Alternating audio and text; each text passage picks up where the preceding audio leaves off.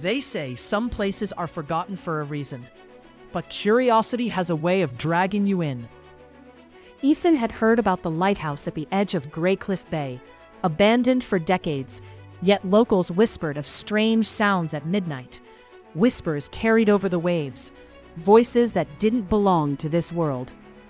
Tonight, he was determined to find out why. Alone, in the dead of night. As he approached, the lighthouse loomed like a shadow against the stormy sky. The door creaked open, revealing darkness that seemed to swallow the light of his flashlight. "You shouldn't be here. Not tonight," a voice whispered.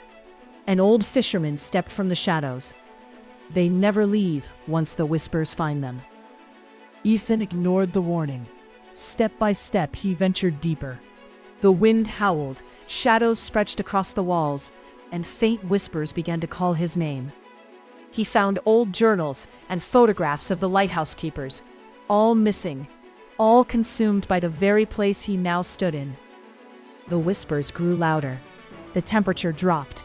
Objects moved without touch. Ethan felt eyes on him, shadows dancing just out of reach. Panic started to set in. The lighthouse was alive in a way he couldn't understand. It was then that he realized the truth. The lighthouse didn't just haunt, it trapped. Every curious soul before him had been consumed, their identities swallowed by the whispers. And now he heard it, his own voice echoing in the shadows. "It's me," he whispered, staring as the shadows twisted to resemble him.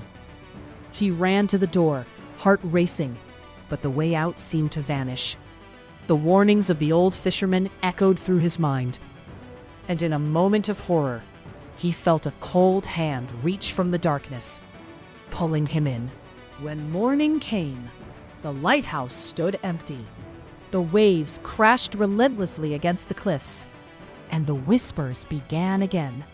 Somewhere across the bay, a new voice joined them, calling for anyone curious enough to listen.